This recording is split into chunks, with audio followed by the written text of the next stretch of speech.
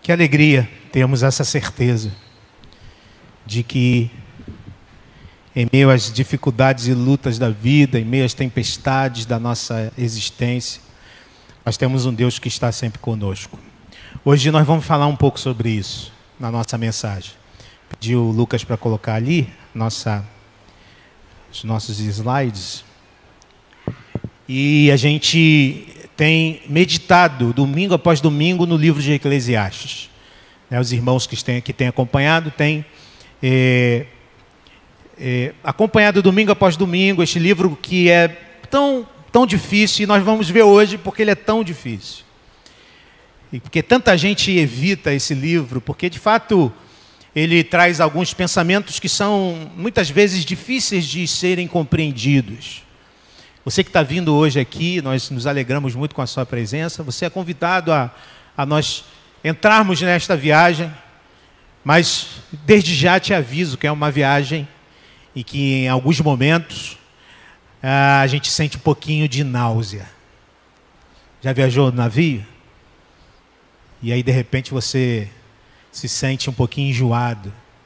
Sim, essa viagem ela nos traz em alguns momentos algumas sensações não muito agradáveis, mas eu queria dizer para você que a palavra do Senhor, ela vem de fato para nos tirar da nossa zona de conforto.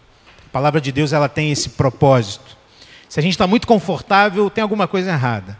Se a palavra vem e traz um desconforto, é porque o Senhor está falando conosco e está nos movendo no nosso lugar confortável muitas vezes. Hoje nós vamos então meditar no texto de Eclesiastes capítulo 7, versos 15 a 29.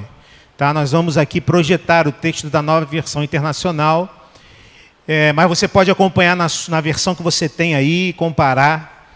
Vamos fazer esta leitura. Antes, porém, vamos orar mais uma vez e pedir que o Senhor fale ao nosso coração. Vamos orar. Senhor, nós estamos aqui, Senhor, reconhecendo que neste mar imenso, há dias que são de fato bons e conseguimos dar conta das coisas, mas, Senhor, há dias que as tempestades são tão terríveis que nós não sabemos o que fazer.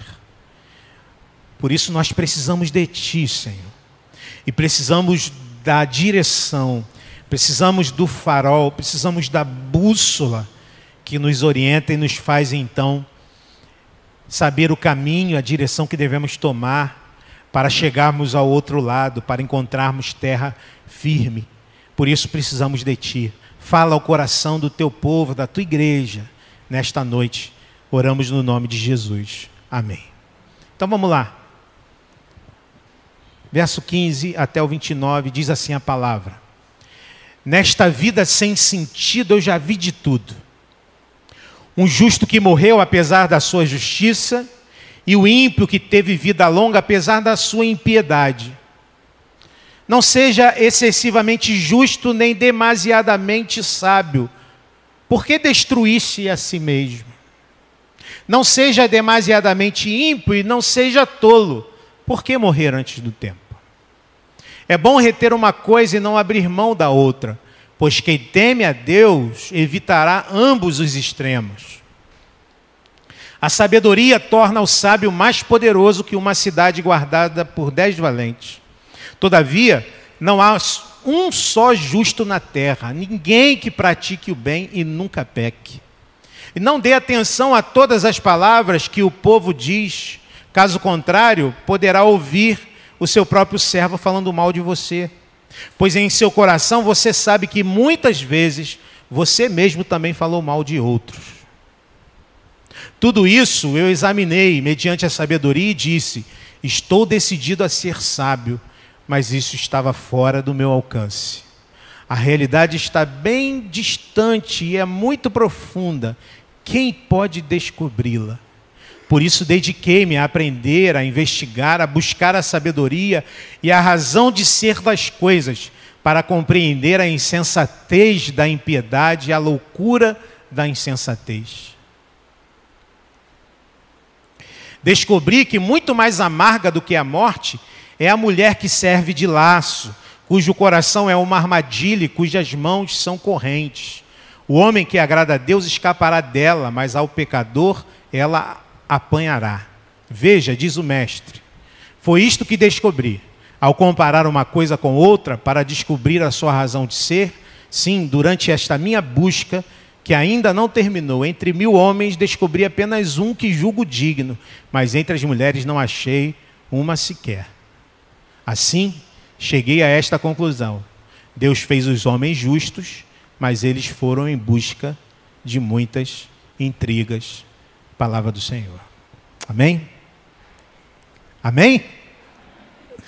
Calma, mulheres, não desliguem o seu disjuntor. Por favor, esperem um pouquinho. Se a gente pudesse pular um versículo do Eclesiastes, talvez seria este que a gente pularia, né? Talvez seria este que a gente pularia, mas a gente não pode fazer isto, embora a gente tenha pulado o versículo capítulo 6. Embora a gente tenha pulado o capítulo 6, mas o capítulo 6 a gente pulou porque era um resumo daqueles capítulos anteriores, não tinha nada de polêmico. E este sim é um capítulo bem polêmico, que a gente pularia sem problemas, para não arrumar problemas com ninguém. Mas a gente está diante da palavra de Deus, e diante da palavra de Deus, depurando as questões culturais, a gente pode chegar naquilo que o Senhor deseja falar ao nosso coração. E eu então quero te convidar a, neste capítulo e neste trecho tão difícil, a gente tentar extrair aquilo que o Senhor deseja falar conosco, para a gente entender o que o pregador está buscando aqui. O pregador está falando sobre uma situação difícil. Não sei se alguém aqui já ficou à deriva em alto mar. Alguém já experimentou essa experiência? Em alto mar à deriva? Tem algum pescador aqui? Josias já deve ter ficado, né? Em alto mar, em algum lugar difícil. A Rosana olhou para o Rubens ali, acho que já ficou, hein, Rubens? Ficou. Eu nunca fiquei, irmãos, nunca fiquei, mas imagino essa situação. Né? Imagino a situação de você olhar para um lado, olhar para o outro e não ver nenhuma terra, nenhum lugar onde você possa encontrar, ou para onde você possa remar, e o dia já está escurecendo, e você vai percebendo que você está numa situação muito difícil. Né? Alguns filmes demonstram isso, né? Alguns filmes se passam nessa tensão e nessa aventura de pessoas que ficam à deriva e de repente elas têm que lidar com a noite, com a escuridão do mar, e o tempo vai passando, elas têm que lidar com o sol escaldante que vai machucando a pele, e aí vem a fome e vem a sede, você está cercado de água, mas é água que não dá para você beber. A gente fica imaginando, né, como pessoas que ficaram à deriva dias e dias, como elas conseguiram lidar com esta situação. O medo da noite, o problema do sol, já pensou uma barbatana surgindo pertinho do seu barco, né? Perigos, a gente não sabe, o mar é misterioso, e a gente então fica numa situação desta. Eu queria dizer para você que a vida da gente é assim. Se você não teve a experiência de ficar à deriva, você já viveu e vive a experiência de se sentir à deriva na sua própria vida. Uma situação estranha, uma situação em que parece que você não tem escapatória, parece que não há saída para a sua vida.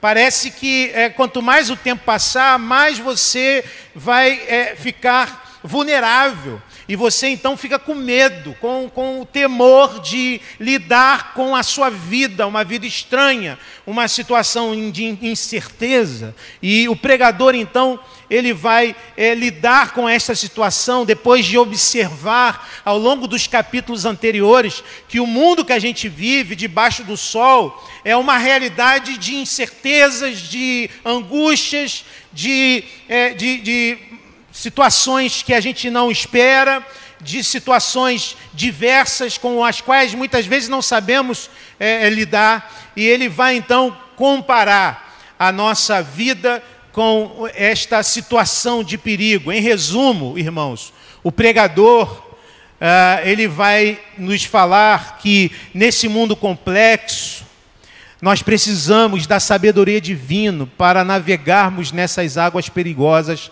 da tolice diversa.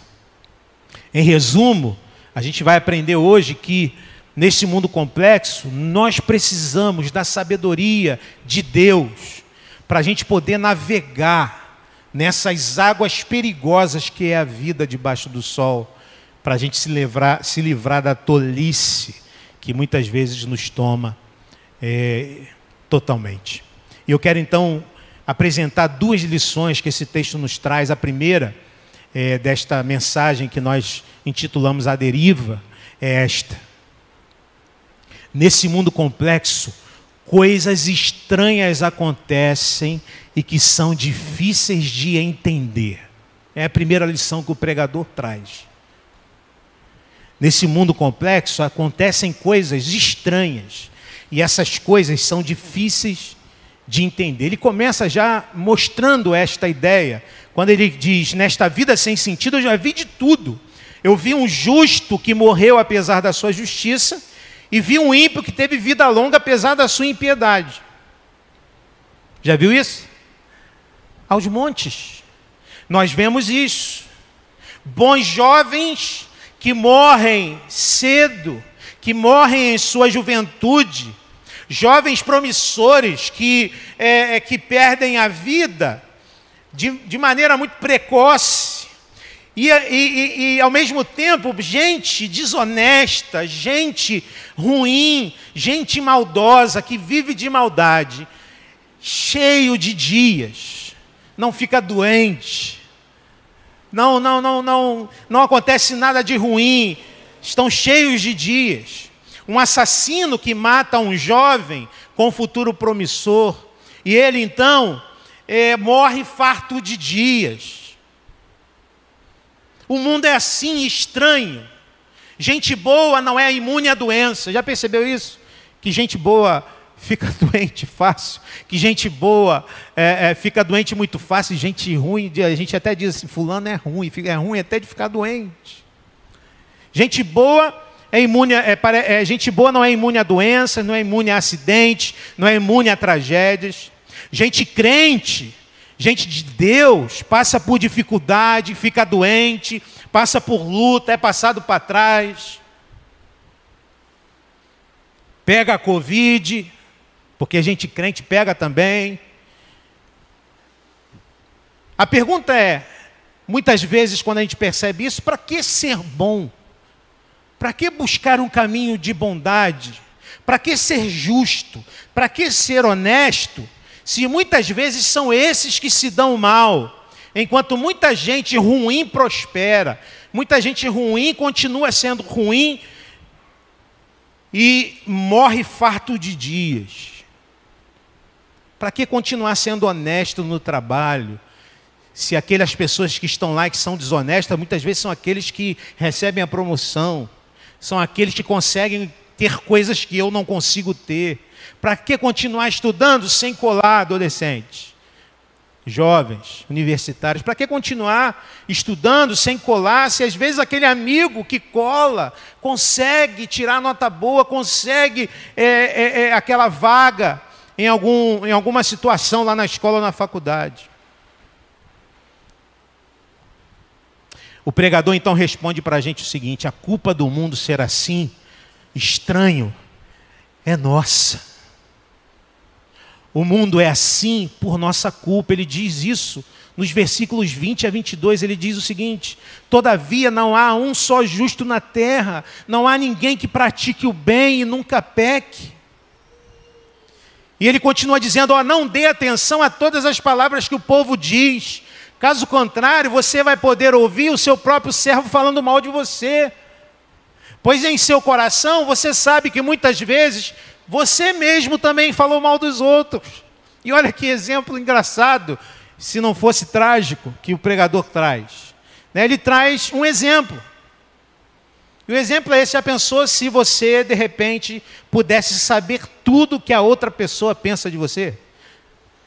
Se você olhasse para a pessoa assim e conseguisse entender ou escutar tudo o que ela está pensando sobre você. E quando ela fosse para casa, você continuasse sabendo o que ela está pensando sobre você, o que ela está falando sobre você. Você gostaria de ter esse poder? Não? Por quê, Lu? Por quê? Porque a gente ia se decepcionar.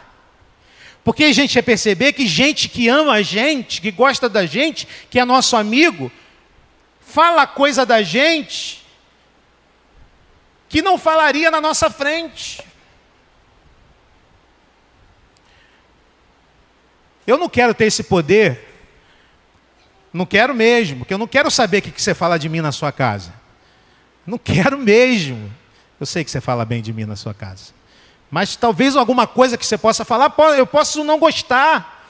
Mas, irmãos, olha o que o pregador está falando. Na verdade, nós também falamos coisas de pessoas que elas, se soubessem, não gostariam de ouvir.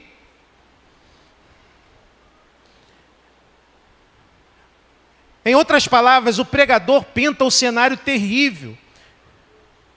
Estamos à deriva. Estamos num mundo em que é estranho. Estamos numa situação, muitas vezes, em que não vemos saída. É assim que nós estamos, mas além disso, de estarmos à deriva, estamos em rebelião uns contra os outros. Estamos sempre na emergência de nos desentendermos. É assim que nós vivemos porque nós somos pecadores. O pregador está ensinando então que este mundo é complicado e complexo, mas a culpa disso é nossa. Nós fizemos o mundo assim. E ele continua no versículo 29 dizendo o seguinte: assim cheguei a esta conclusão. Deus fez os homens justos, mas eles foram em busca de muitas intrigas. E olha que verdade maravilhosa é esta que nós sabemos, conhecemos, e ele reafirma aqui: Deus fez um mundo perfeito. Deus fez o mundo, e quando ele foi construindo e fazendo o mundo, o texto de Gênesis diz que ele via tudo e dizia o quê? Está tudo muito bom, está tudo perfeito. Ele fez assim o mundo, diferente dos gnósticos que nós vimos hoje.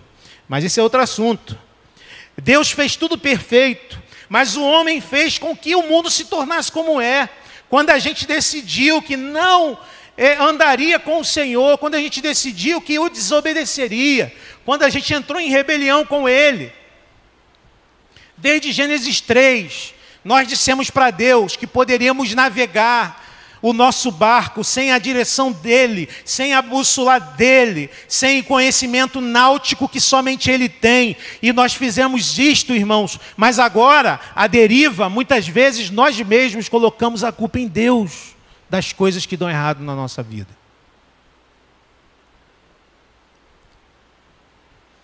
Esta é a realidade que está na Escritura, desde Gênesis 3 até o final da Escritura. Os Salmos dizem isso, que o homem nasceu perverso, mau.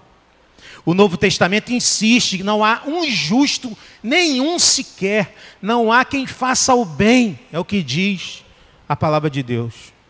O pregador está vendo isso e agora usa uma hipérbole e traz uma situação específica para falar disso. E aí vem aquela situação difícil que o texto traz. Eu quero então com você tentar entender isto. Ele diz nos versículos 26 a 28, descobri que muito mais amarga do que a morte é a mulher que serve de laço, cujo coração é uma armadilha e cujas mãos são correntes. O homem que agrada a Deus escapará dela, mas ao pecador ele apanhará. Veja, diz o mestre, foi isto que descobri. Ao comparar uma coisa com a outra, para descobrir a sua razão de ser, sim, durante esta minha busca que ainda não terminou, entre 1000 homens descobri apenas um que julgo digno, mas entre as mulheres não achei nenhum sequer. Estamos aqui diante de obviamente, de uma situação, de um contexto, de uma sociedade patriarcal, e se a gente pensar no pregador sendo o rei Salomão, não só uma situação e uma cultura patriarcal, mas uma cultura também poligâmica. Afinal de contas, o rei ele podia ter esposa e concubinas. E aqui a gente está diante de uma situação em que o pregador está falando de algo que talvez ele tenha vivido. E claro, numa sociedade patriarcal, extremamente machista, mas também numa situação específica de uma poligamia. E eu quero mostrar isso para você. Provérbios 7, 6 a 23, olha o que diz o sábio Salomão. Ele diz o seguinte: da janela de minha casa olhei através da grade e vi entre os inexperientes, no meio dos jovens, um rapaz sem juízo. Ele vinha pela rua próximo à esquina de certa mulher, andando em direção à casa dela. Era crepúsculo, o entardecer do dia, chegavam as sombras da noite, crescia a escuridão. A mulher veio então ao seu encontro, vestida como prostituta, cheia de astúcia no coração. Ela é espalhafatosa, provocadora, seus pés nunca param em casa. Um homem na rua, outros nas praças, e cada esquina fica à espreita.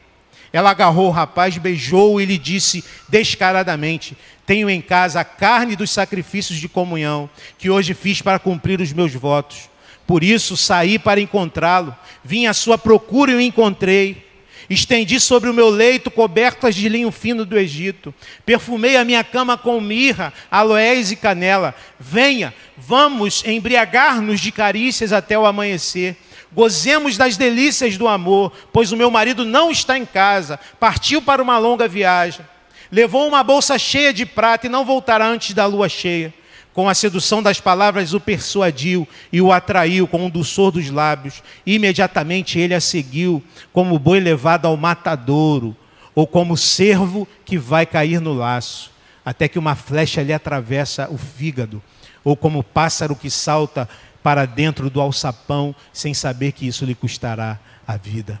Ele está falando de uma experiência pessoal e particular, e expressa que neste mundo à deriva, precisamos lidar com a própria perplexidade da situação em si, mas também temos que lidar com a realidade da falta de entendimento, e de tanta gente falha, e aí ainda temos que saber lidar com os próprios impulsos pecaminosos, com a própria situação do nosso coração enganoso, que muitas vezes é levado e seduzido pelo engano, pelo pecado. E ele se utiliza de uma hipérbole quando diz: durante essa minha busca, que ainda não terminou, entre 1000 descobri apenas um que julgo digno, mas entre as mulheres não achei uma sequer.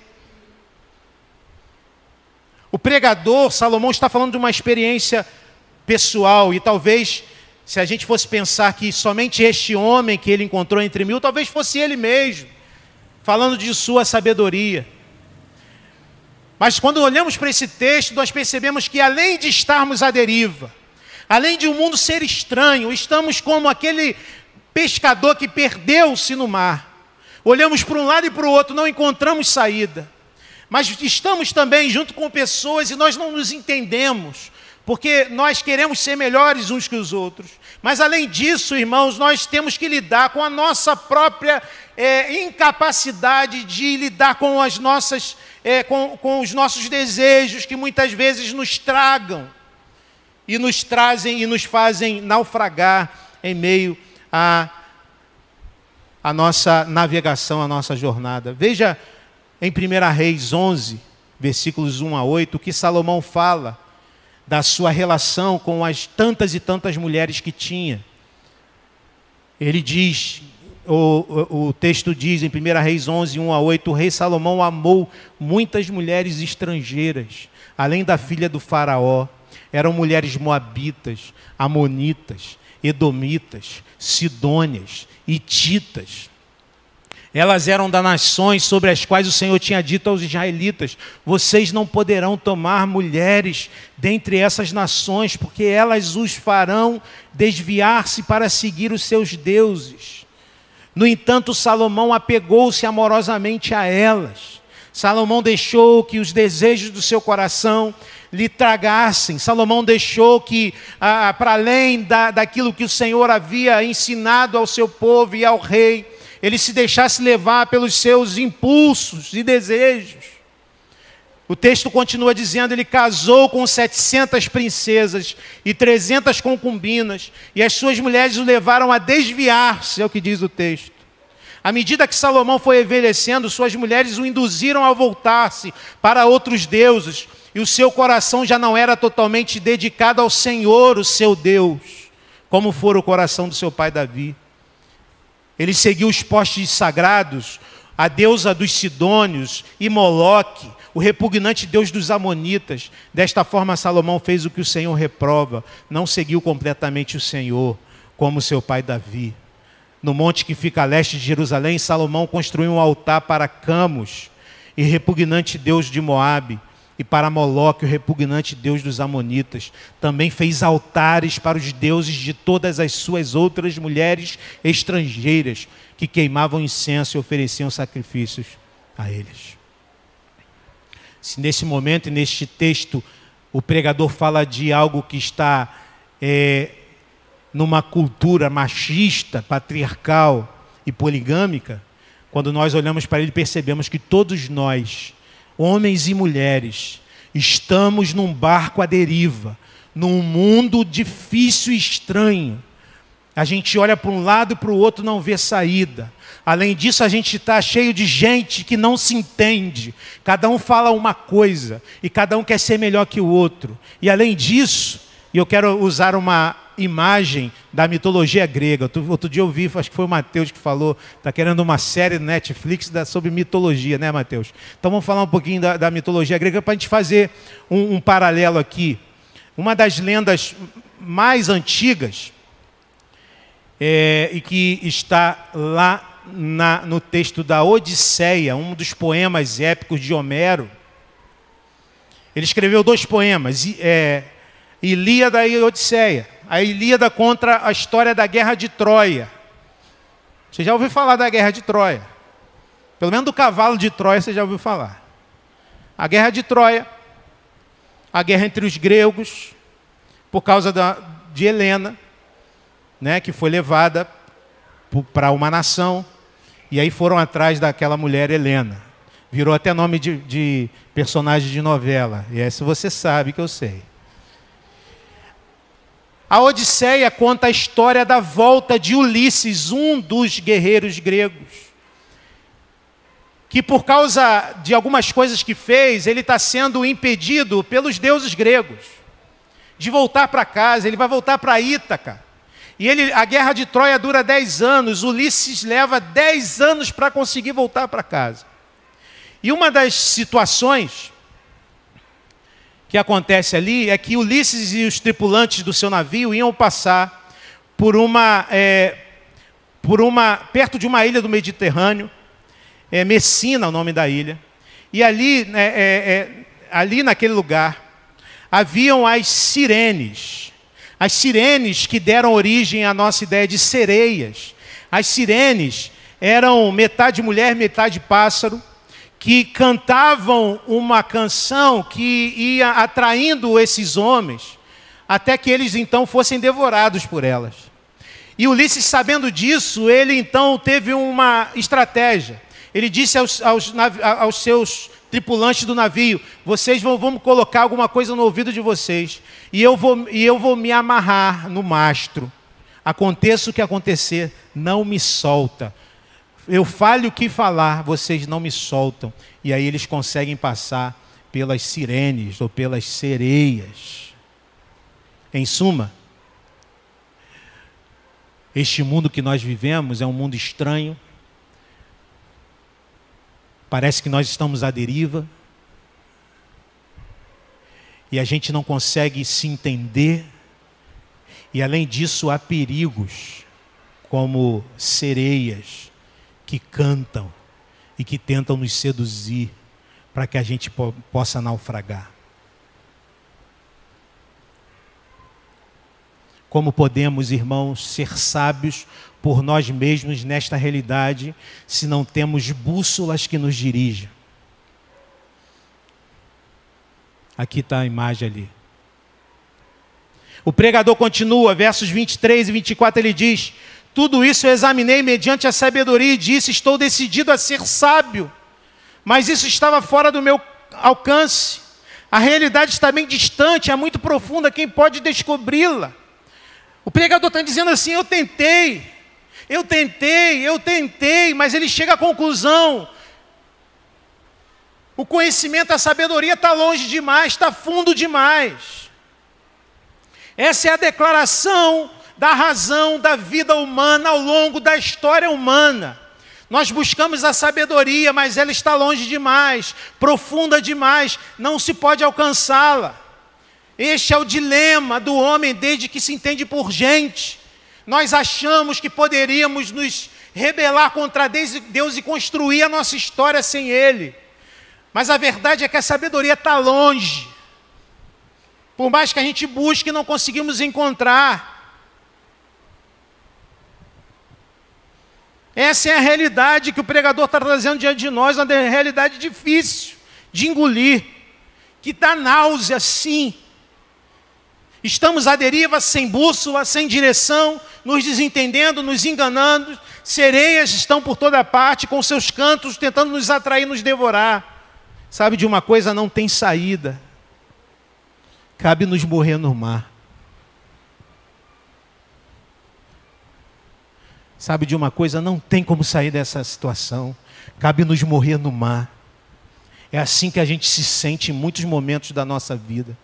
É assim que a gente se sente em muitos momentos da nossa jornada. Não tem o que fazer. Cabe nos morrer no mar.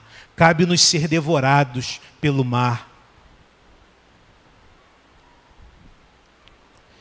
E aí vem a segunda lição que eu quero compartilhar com você. Nesse mundo complicado, meu querido irmão e irmã, você que está em casa, precisamos da sabedoria divina para navegar entre a autojustiça e a rebelião. Precisamos da sabedoria divina para navegar entre a autojustiça e a rebelião. O pregador ele vai defender mais uma vez o que tem defendido já há algum tempo no texto. Ele vai dizer que a gente precisa do temor do Senhor para a gente continuar, para a gente ter sabedoria, ou seja, confiar no Senhor e reconhecer a nossa culpa. Precisamos do temor do Senhor. E aí vai trazer um texto extremamente difícil também, por isso que a gente queria pular o capítulo 7. Ele diz: não seja excessivamente justo, nem demasiadamente sábio, porque destruísse a si mesmo. Olha que negócio difícil. Não seja demasiadamente ímpio e não seja tolo, porque morrer antes do tempo. É bom reter uma coisa e não abrir mão da outra, pois quem teme a Deus evitará ambos os extremos. Vamos tentar explicar isso para você. O que ele está dizendo? Porque a princípio parece que o pregador ele está defendendo algo que se contradiz com o resto da Escritura. Por que não ser demasiadamente sábio? Por que não ser demasiadamente justo? E eu quero falar para você que a ideia aqui é da autojustiça. O versículo 15 nos dá uma pista. Ele diz: um justo que morreu apesar da sua justiça e um ímpio que teve vida longa apesar da sua impiedade. Ele fala no versículo 15 sobre isso. Você lembra disso? E dentro da ideia da autojustiça, ao olhar para essa realidade de que há um jovem justo que morre cedo, ele pensa assim, o que vive na autojustiça, ele pensa assim: esse jovem não era tão justo assim. Porque se esse jovem fosse tão justo assim, ele não teria morrido cedo. Aquela ideia de retribuição, aquela ideia de que se eu fizer tudo certinho, as coisas vão correr certinhas. A ideia da autojustiça. Se eu fizer tudo direitinho, vai dar tudo certo. Se eu criar meu filho nos caminhos do Senhor certinho, quando ele crescer, vai dar tudo certo. Ai, não vai, muitas vezes não vai. Se der errado é porque eu não fui tão sábio assim. Se der errado é porque eu não fiz as coisas direito. Veja como eu sou abençoado, tudo deu certo para mim. Tenho um bom emprego, tenho uma boa casa, tenho um bom carro, deu tudo certo para mim, eu sou justo. É assim que funcionam as coisas. A ideia da autojustiça: quanto melhor eu for, consigo escapar do mar. Consigo lidar com os problemas da vida. Os fariseus faziam assim. Se achavam demasiadamente justos e achavam que assim tinham, por seu próprio mérito, a bênção de Deus. assim que eles lidavam com a vida. Mas o pregador diz o seguinte: não seja excessivamente sábio, não confie na tua autojustiça, porque isto não dá certo. E a outro diz: não seja demasiadamente ímpio, não seja tolo. Será que ele está dizendo que a gente pode ser um pouquinho ímpio? Pode ser. Não, ele está dizendo o seguinte: nós somos pecadores. Mas se nós olharmos para um ímpio que se dá bem e sentirmos inveja dele, ao ponto de nos tornarmos um deles, a morte nos espreitará. Então não viva a partir da autojustiça, mas também não viva a partir da rebelião. Não seja e não faça o bem pensando que a partir disso tudo vai acontecer de bom para você, mas também não inveje o ímpio e comece a viver como ele, achando que você vai se dar bem como ele. Não faça isso, é o que o pregador está dizendo. E o verso 18 nos fala da necessidade de nós equilibrarmos essas coisas, de nós termos um equilíbrio. É bom reter uma coisa e não abrir mão da outra, pois quem teme a Deus evitará ambos os extremos, o extremo da autojustiça e o extremo da rebelião.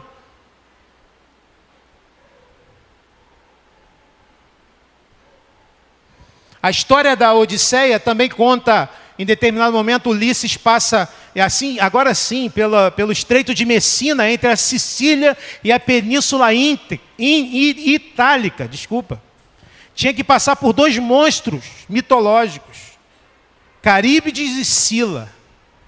Um era um redemoinho grande, em que se caísse ali era naufrágio certo, e o outro era um monstro com muitas cabeças. Algo parecido com aquele provérbio que diz assim: se correr, o bicho pega, se ficar...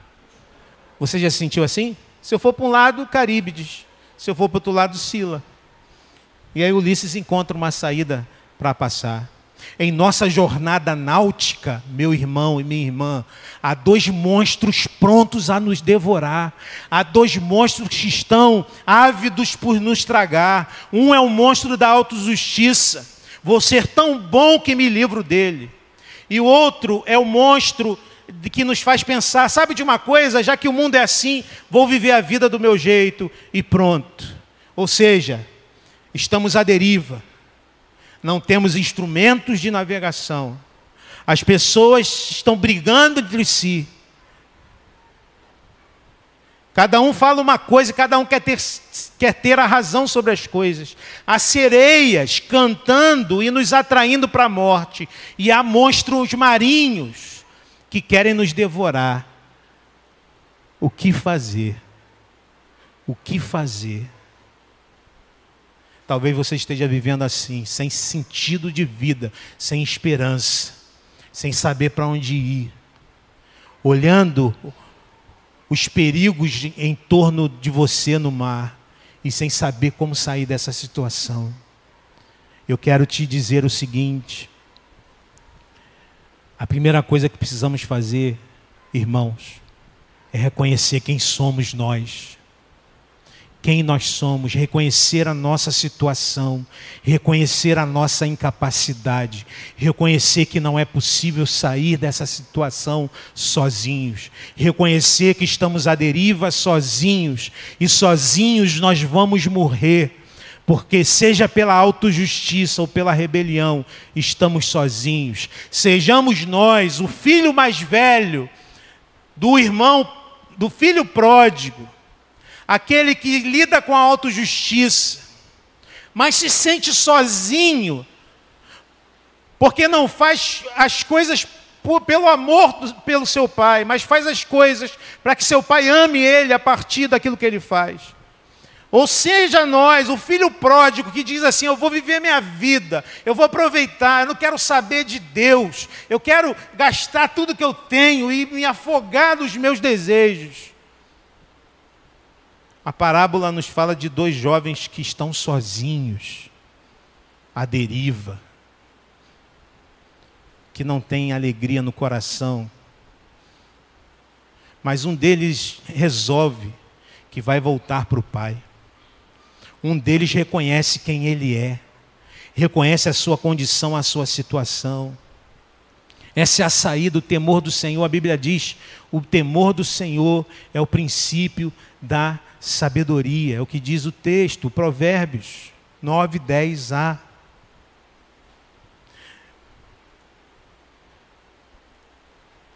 O temor do Senhor é o princípio da sabedoria. A sabedoria encarnada é Jesus.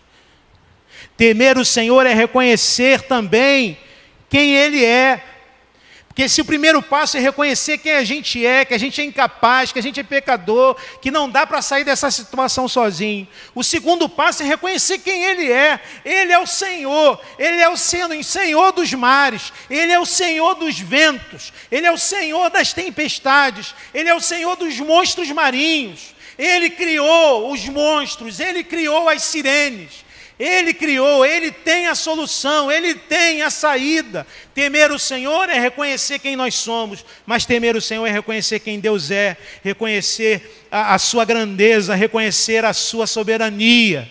Há uma canção do Estênio Marcios, linda, uma das mais bonitas que eu acho dele, embora tantas canções são bonitas do Estênio. O título desta canção é Prelúdio ao Deus Homem, ou ao Homem Deus. E essa canção, ele está nesse contexto do barco e da tempestade. Ele diz assim, quem é o homem que tranquilo, ressona e sonha em meio à tempestade? Quem é? Parece tão indiferente à violência das ondas que podem tragá-lo.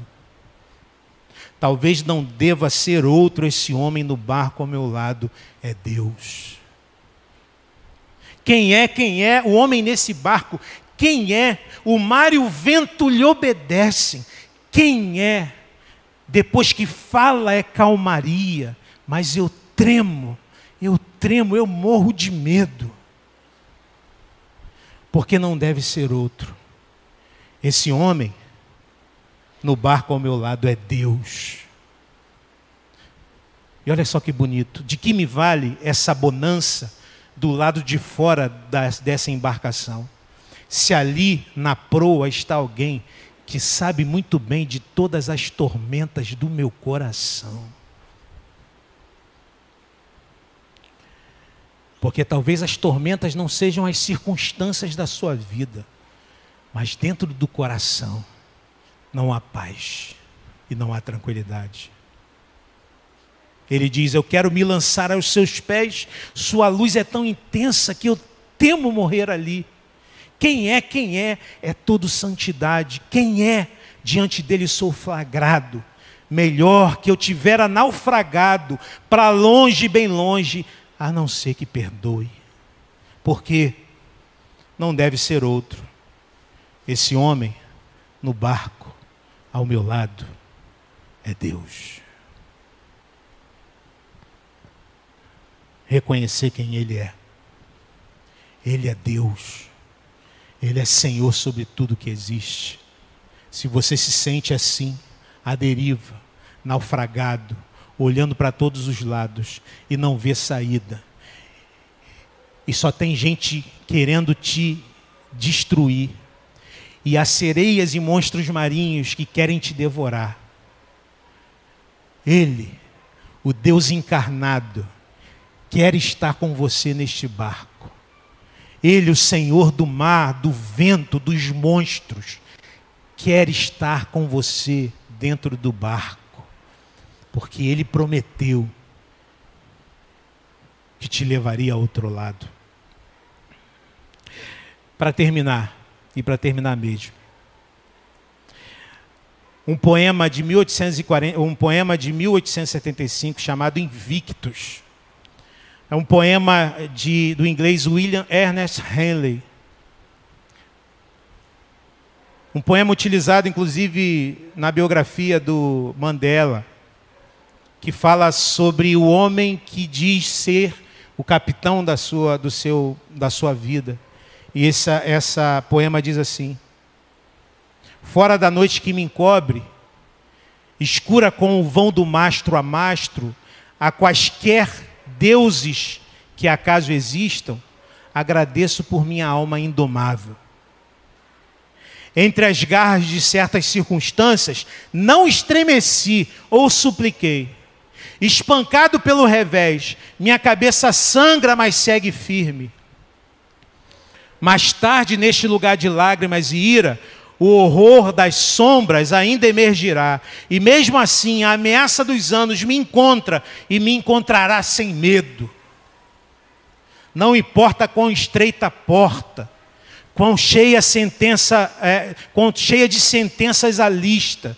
Sou o Senhor do meu destino, sou o capitão de minha alma. Esse poema emerge de um coração autônomo que acha que pode dirigir a sua vida sozinho, sendo o Senhor do seu destino, sendo o capitão de sua alma. A serva do Senhor, Dorothy Day, escreveu uma resposta poética ao poema de William Ernest Henley. Ela diz assim: na luz que me ofusca, brilhante como o sol, de polo a polo, agradeço a Deus que é, por Cristo, o conquistador da minha alma. Uma vez que é dele o curso das circunstâncias, não estremeço nem elevo a minha voz, debaixo dessa regra que os homens chamam de acaso. Alegremente minha fronte humilde se inclina. Além deste lugar de pecado e lágrimas, a vida com Ele e por sua ajuda, apesar da ameaça dos anos, sou e serei mantido sem temor. Embora a porta seja estreita, não temo, pois a lista de punições foi apagada. Cristo é o mestre do meu destino. Cristo é o capitão da minha alma. Cristo é o mestre do meu destino. Cristo é o capitão da minha alma. Quero convidar você a nós orarmos. Porque nós estamos aqui muitas vezes nos sentindo assim, à deriva, sem saída. E tem dia que a gente pensa assim: vou morrer. Nesse momento agudo da nossa dúvida, é o momento em que o Senhor nos estende a sua mão. Assim como Pedro no mar começou a olhar os ventos e se assustando com eles, começou a afundar. Jesus Cristo estendeu a mão e o levantou. É nesse momento agudo na nossa dúvida e dor que Ele estende a mão para dizer: eu posso ser o Senhor da sua vida. Eu posso ser o capitão da sua jornada. Eu quero ser o Senhor do teu destino. Eu queria convidar você.